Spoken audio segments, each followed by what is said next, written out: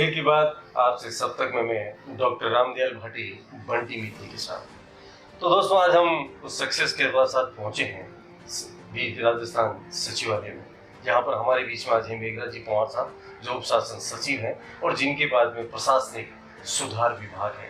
तो अभी हम उनसे मिलाते हैं। तो सबसे पहले तो मेघराज जी आपको हमारे दिल की आवाज प्रोग्राम में आपका बहुत बहुत धन्यवाद। नमस्कार। निवेदन करना चाहूंगा कि सर आप अपना परिचय दीजिए। मेरा नाम मेघराज पंवार है।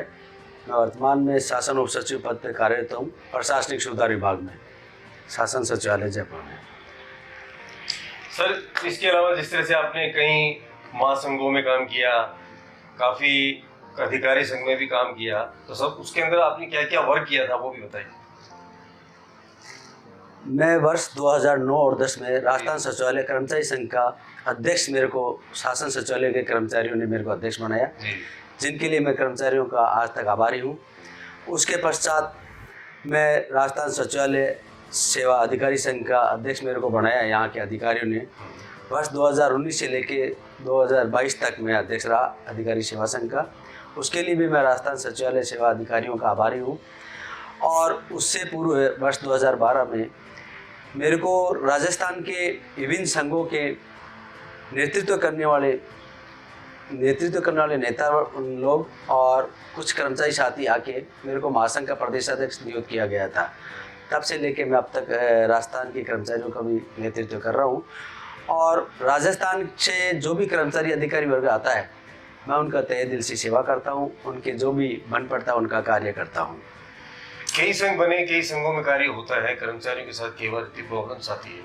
तो जिस तरह से कर्मचारी संघ, ये जो अधिकारी है, कर्मचारी उनके लिए जो काम करता है, कोई अधिकारी की सर प्रॉब्लम आती है तो उसको किस तरह सोल्व करता है? जैसे सरकार के समक्ष अगर किसी कर्मचारी या अधिकारी की कोई प्रॉब्लम आती है तो हम सक्षम स्तर पे लेके जाते हैं उस मुद्दे को, चाहे वो सक्षम स्तर शासन सचिव स्तर का मामला हो, चाहे चीफ सेक्रेटरी स्तर का मामला हो, और चाहे मुख्यमंत्री महोदय तक का मामला हो। हम किसी भी स्तर पे जाके उस कर्मचारी और अधिकारी को कार्य करा के उसको राहत प्रदान करते हैं। सर राजस्थान में ये बात देखी गई है कि कई बार कर्मचारी की आकस्मिक मृत्यु हो जाती है, उसके उपरांत उसके जो रिजर्व खानदान में जो होते हैं बच्चे, उनको सर्विस दी जाती है। तो कई समय तो स्थिति हो जाती है कि काम जल्दी हो जाता है, कई समय बहुत लंबा, उनको बहुत काफी समय लगता है। इसका कारण क्या है? फिर संघ क्या करता है उसको?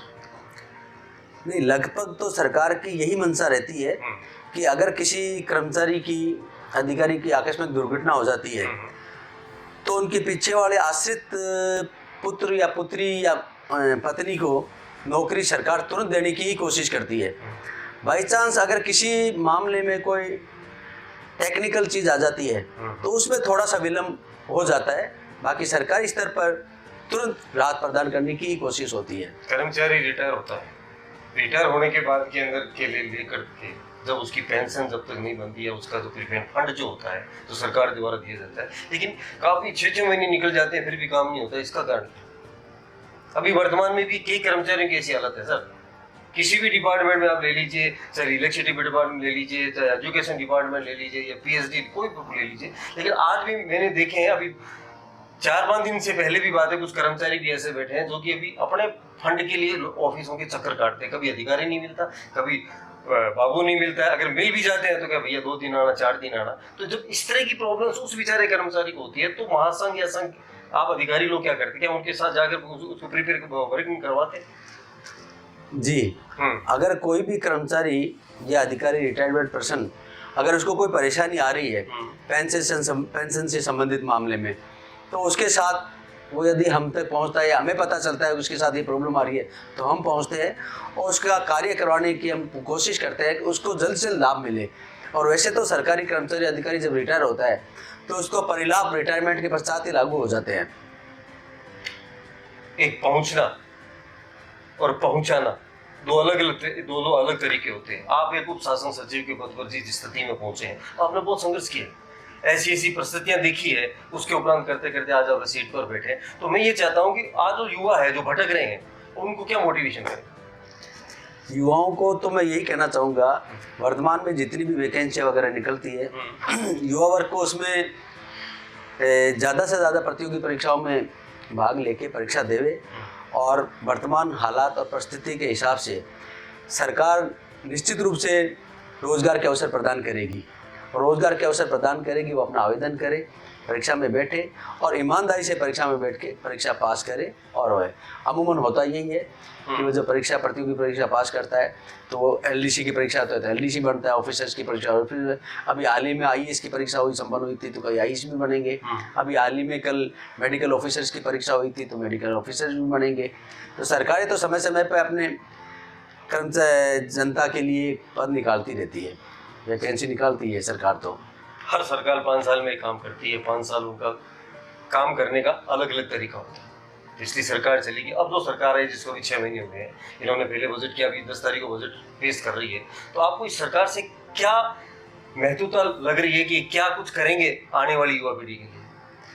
निश्चित रूप से हमें उम्मीद है वर्तमान सरकार से कि आने वाली पीढ़ी के लिए ही आने वाले 10 तारीख को जो बजट आ रहा है उसमें सरकार बड़ा अच्छा जनता के लिए अच्छे कार्य करेगी उस बजट में, और जनता के साथ साथ कर्मचारी अधिकारियों को हितों का भी ख्याल रखेगी ये सरकार, हमें ऐसी उम्मीद है। एक छोटी सी बात मैं कहूँगा आपको, अभी भजनलाल जी ने एक घोषणा की थी कि महिलाओं को 50% सब्सिडी देगी, घोषणा की थी कि महिलाओं को 3rd ग्रेड में 50% दिए जाएंगे। तो ये मैं पूछना ये चाहता हूँ कि जो महिलाओं को 50% दिए जाएंगे तो बाकी जो विकलांग है, दूसरे जो है, सार्वजनिक है, सामान्य है कि वो लोग क्या करेंगे? जिस तरह अभी आंदोलन लोग कर रहे हैं, कोर्ट में भी जा रहे हैं, तो सरकार का ये जो फैसला है 50% का, तो ये क्या है? सरकार चाहती है कि किसी भी क्षेत्र में, चाहे प्राइवेट क्षेत्र हो चाहे सरकारी क्षेत्र हो, महिलाओं की ज़्यादा सुनिश्चित करना चाह रही है वर्तमान सरकार।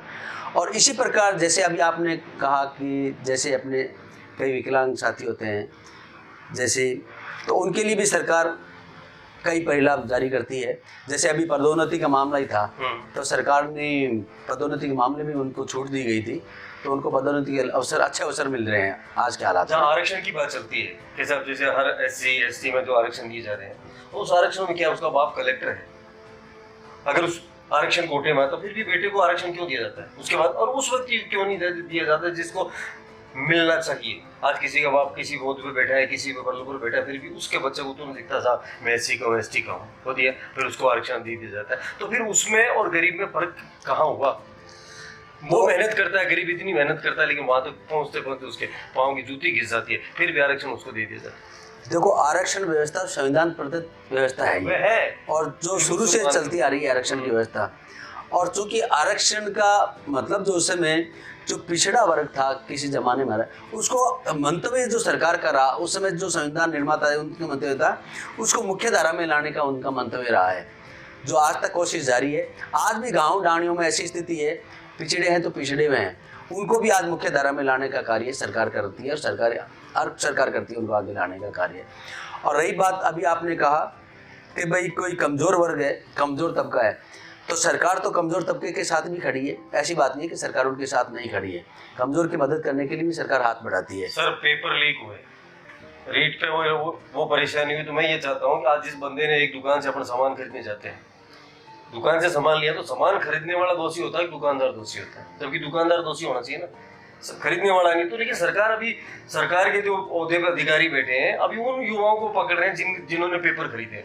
जब सबसे बड़ी बात है उसने तो उससे पेपर खरीद लिया, बंदा भाग गया, लेकिन सरकार उस वहां तक क्यों नहीं जा रही है कि जहां से ये पेपर चला है, फिर भी ये कार्रवाई क्यों नहीं करती है? आपने भाटी जी बहुत अच्छा क्वेश्चन किया है ये पेपर लीक के मामले में। आपने निसंदेह सरकार उस ओर बढ़ रही है, और जहां आप बात कर रहे हो उस गिरेबान तक अभी तक हाथ नहीं पहुंच पाए हैं जहां पहुंचना चाहिए। तो यही तो निश्चित रूप से इसमें सरकार बड़ी बड़ी बातें करती है, साहब हमने ये पकड़ लिया, हमने वो पकड़ लिया। अरे कहाँ पकड़ लिया? फैक्ट्री तो जिंदा है अभी, उस फैक्ट्री में तो वो चीजें अभी भी प्रोटेक्ट हो रही है। इसमें बहुत बड़े बड़े जैसे शिरोनामा आता है, जैसे मंत्रीगण बोलते रहते हैं एक दूसरे के खिलाफ, अखबार बोलता है कई बार कि फला उसका हाथ है इसमें, फला उसका हाथ है इसमें।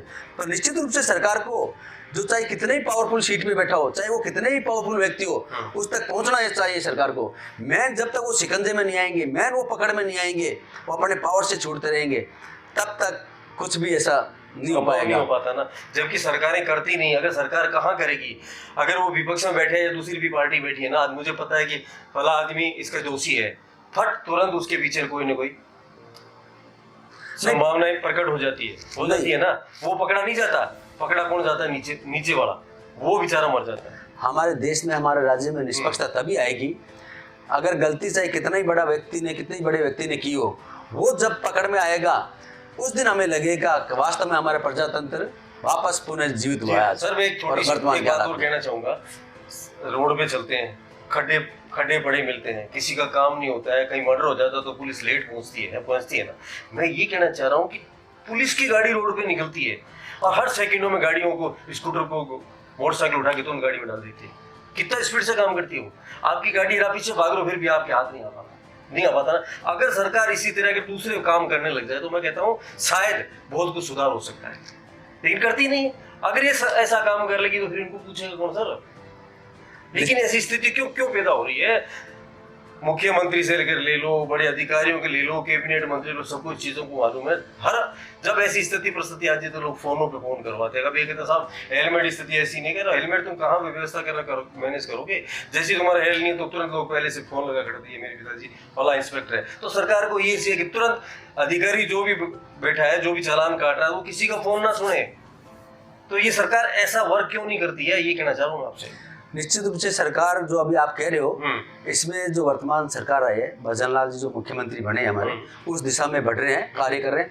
और उससे भी ज़्यादा हमारे जो मुख्य सचिव सुदास पंत साहब आए हैं, ये बहुत अच्छा वर्क कर रहे हैं। अभी आज की तारीख में सुदास पंत साहब का बड़ा अच्छा कार्य चल रहा है इस दिशा में। लेकिन अब चूँकि कार्य को सफल होने में थोड़ा समय तो लगेगा, और निश्चित रूप से हमें ऐसा विश्वास है कि जिस प्रकार से ये वर्तमान मुख्य सचिव महोदय जो आगे बढ़ रहे हैं, जो कार्य कर रहे हैं, आप जो कह रहे हो उस कार्य में गति आएगी और सफलता मिलेगी। सरकार कोई भी हो, लेकिन जो भी कार्य प्रगति होती है उसका सुधार हमेशा धीरे धीरे होता है, न कि गाड़ी की तरह या फास्ट एक्सप्रेस चल नहीं पाती। किसी भी सरकार या किसी भी अधिकारी को ले लीजिए, कहीं भी काम करवाने की अगर योजना बनाई जाती है तो उसके अंदर यदि आपका यूनिटी है तब तो काम होगा, नहीं तो नहीं होगा। दूसरी बात मैं एक और कहना चाहूँगा सर, एक सबसे बड़ी चीज मैं और कहना चाहता हूँ कि हमारे जो मेघराज कुमार साहब है बहुत अच्छे सिंगर भी हैं, और जब मैंने इनकी आवाज़ सुनी तो मुकेश की आवाज़ के बराबर को लगती है। तो आज बैठे बैठे हम भी कहेंगे आज थोड़ा सा जो है इसी कड़ी में चलते चलते थोड़ा सा जो देख रही है जनता, उनको भी एक मुकेश की आवाज़ में छोटा सा पल सुना दीजिए। मुकेश जी को मैं आज से नहीं बचपन से मानता हूँ। ऐसे महान गायक कलाकार तो सारे रहे हैं, चाहे लता जी रहे हो, चाहे मोहम्मद रफ़ी रहे हो, किशोर कुमार जी रहे हो, लेकिन मुकेश जी भी अपने आप में बड़े फनकार थे। और मैं तो खुद उनका फैन हूँ, मुकेश जी का, बचपन से लेके आज तक। अब आपने जो बात कही तो मैं 2 लाइन जरूर सुनाऊंगा साहब। जाने कहाँ गए वो दिन,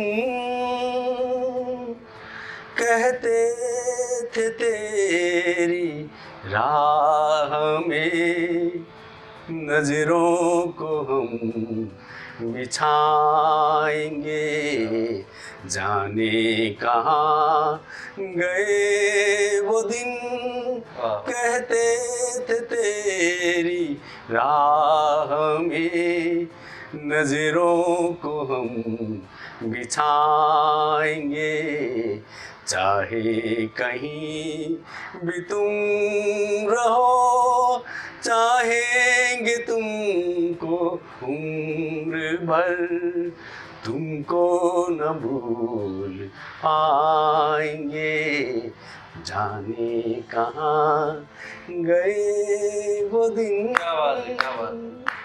दिल की बात आपसे सब तक में, फिर हम दूसरी शिक्षा से मिलते हैं, तब तक के लिए नमस्कार। धन्यवाद, नमस्कार।